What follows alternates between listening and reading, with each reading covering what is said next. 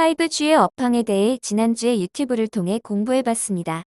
오늘은 5G 중 KMW와 에이스테크와 더불어 안테나를 생산하는 업체인 기가레인에 대해 알아보는 시간을 갖겠습니다. 기가레인은 반도체 장비 제조업을 하다가 2012년 기가레인 인수합병으로 RF 통신 부품 사업으로 영역을 넓힌 회사입니다. 기가레인은 김정곤 전 대표가 2017년 케플러밸류로 지분을 양도하였으며 현재 대표이사로 전 삼성전자 네트워크 하드웨어 사업부 총괄을 모셔왔으며 이는 5G 안테나 사업에 비중을 두기 위한 포석으로 보입니다. 현재 시총은 1168억 원으로 적당한 수준의 금액이고 지분 관계는 복잡하게 설명이 되어 있지만 내용을 좀 파악해보면 단순하다는 것을 알 수 있습니다. 현재 기가레인의 대주주는 케플러밸류이며 케플러밸류의 지분 100%를 록펠이 가지고 있고 록펠의 최대 주주는 기가레인 전 대표의 자녀들을 비롯한 관계자들이 가지고 있습니다.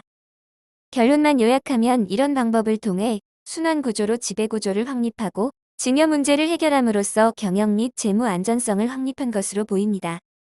기가레인의 사업 구성은 크게 세 가지로 나눌 수 있는데 1. 반도체 장비 2. RF 통신 사업 3. 반도체 장비 유통 사업으로 나뉘어집니다. 이 중에서 반도체 장비 사업의 매출이 가장 컸지만 최근 중국에서 A기 지원을 줄이면서 미중 무역 전쟁 등으로 중국의 수주가 급감하며 반도체 장비 사업의 매출이 줄어들었고 반면 RF 통신 사업에서는 삼성전자 출신의 대표이사를 영입하면서 새로운 기회가 생기고 있습니다. 기가레인의 매출 구조를 살펴보면 2018년까지는 반도체의 비중이 50% 이상으로 높았지만 2019년도 들어와서는 반도체 비중이 줄어들면서 RF 부품의 비중은 높아지고 있습니다. 2021년의 경우 RF 부품 사업의 비중은 더 높아질 것이며 재무 상태는 흑자로 전환할 것으로 기대해 보고 있습니다. 또한 이 세 개의 사업군 중의 매출의 25%를 차지하고 있는 반도체 유통 트레이딩 사업은 올해 말 종료될 예정인데 재무제표를 통해 알아보겠습니다. 2018년에 비해 2019년도에는 매출이 반토막이 나며 적자폭이 커졌는데 반도체 장비 유통 사업에서 큰 폭의 손실을 기록한 것이 이유입니다. 또 하나의 이유는 중국 LED 시장의 투자 감소와 미중 무역 전쟁으로 인한 매출 감소가 있었고 이로 인해 중고반도체 트레이딩 분야의 적자폭이 커졌으며 여기에 RF 사업 부문의 신규 투자가 원인으로 보입니다. 그래서 지난 11월 중고 반도체 장비 유통 사업을 종료한다고 공시하였으며 매출 비중으로는 25% 정도 되는 사업을 접은 것을 보면 반도체 유통 사업의 적자폭이 개선될 기미가 보이지 않는 상황에서 RF 부문 신사업으로의 선택과 집중을 택한 것으로 보입니다. 또 하나 특이한 점은 2019년 부채 비율이 2018년도에 비해서 2배 이상 급증했는데 이는 부채가 늘었다기보다는 매출이 반토막이 나면서 부채 비율이 증가한 것으로 보입니다. 유보율도 불쌍하고 재무제표만 보았을 때는 손이 안 나가는 기업이고 2020년까지의 재무제표는 기대해 볼 것이 없습니다. 현재까지 말씀드린 내용을 요약해보면 다음과 같습니다. 1. 경영권은 안정적인 구도를 가지고 있으며 승계를 위한 작업까지 마무리되었다. 2. 기존 세계 사업의 영역에서 적자를 내는 반도체 트레이딩은 사업을 접었으며 RF 부품 사업 쪽으로 변신을 하고 있는 중이다. 3. 올해까지 재무제표는 개판이다. 이 정도로 요약해 볼 수 있습니다.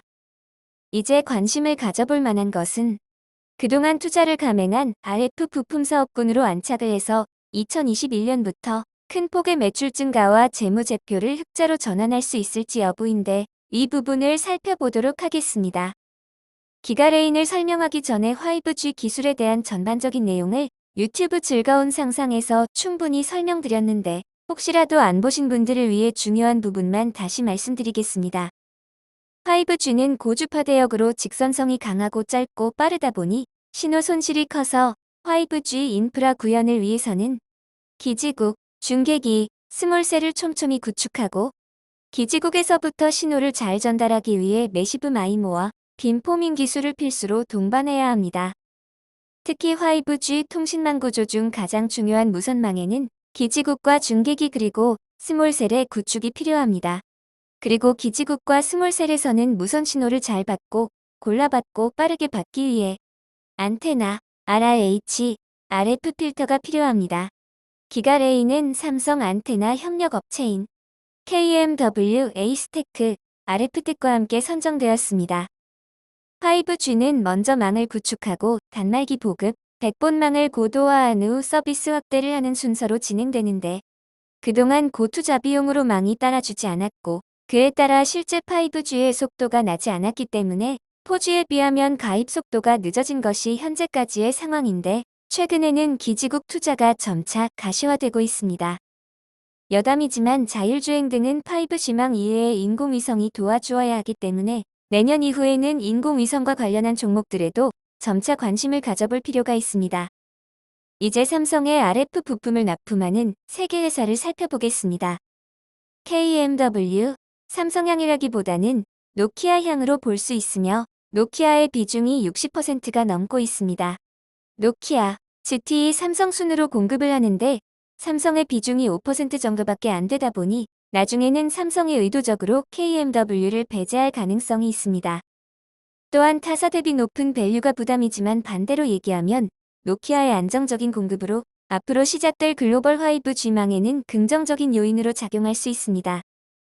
에이스테크, 에이스테크는 전통적인 안테나 회사로 90%가 안테나 관련 매출이며 삼성의 납품 비율이 KMW와 비슷했는데 최근 KMW 비중이 줄면서 주가도 급등했습니다.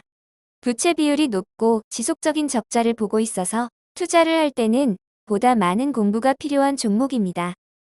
RF텍, RF텍은 안테나 관련 매출이 작고 바이오 사업에도 진출 중이어서 5G 기업으로 보기엔 무리가 있어서 그냥 넘어가도록 하겠습니다.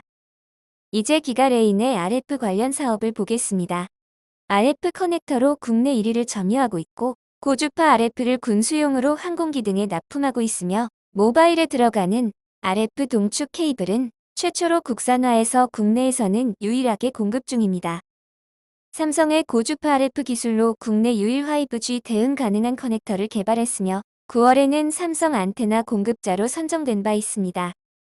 기가레인은 그 외에도 반도체 장비 사업을 영위하고 있는데 최근 중국의 저가의 수량 추격으로 수익성 악화되고 있어서 승부수는 RF 통신 사업 쪽에서 던져야 할 것으로 생각됩니다. 반도체 장비 사업에 대한 내용은 화면에 나오는 글을 한번 읽어보는 것으로 대신하겠습니다. 기가레인의 지난 10년간 주가는 LG 디스플레이와 비교해보면 디스플레이 업계와 궤를 같이 했음을 알 수 있습니다. 그럴 수밖에 없는 것이 플라즈마, 시각장비 세계 1위 업체이기 때문에 흐름에 따른 것이었고 이제부터는 5G로 주력이 전환되고 있기 때문에 위에서 언급한 세계 회사와 비교하면 전혀 다른 흐름을 나타낼 수밖에 없었습니다. 삼성에 납품하는 3개사는 이미 시세가 크게 났는데 비해 기가레인은 이제 본격적으로 5G로의 편입을 알리고 있어서 아직 시세가 나지 않았다는 장점이 있는데 앞으로 기가레인의 시세는 삼성에 납품하는 시제품이 어떤 결과를 얻느냐에 달려 있다고 볼 수 있습니다. 기가레인의 기술적 분석.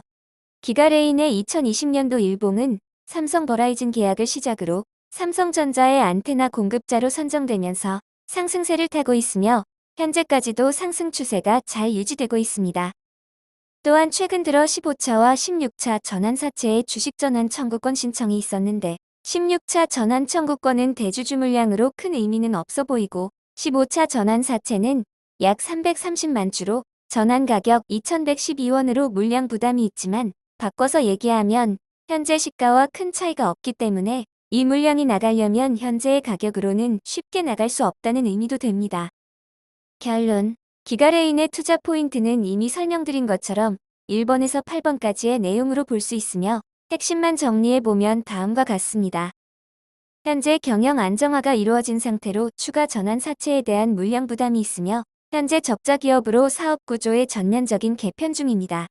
이제 관건은 5G의 삼성 납품이 어느 정도 규모로 이뤄지는지에 달려 있으며 이 결과에 따라서 내년도 매출 실적의 개선과 영업이익의 흑자 전환 여부가 주가를 결정하게 될 것으로 보입니다.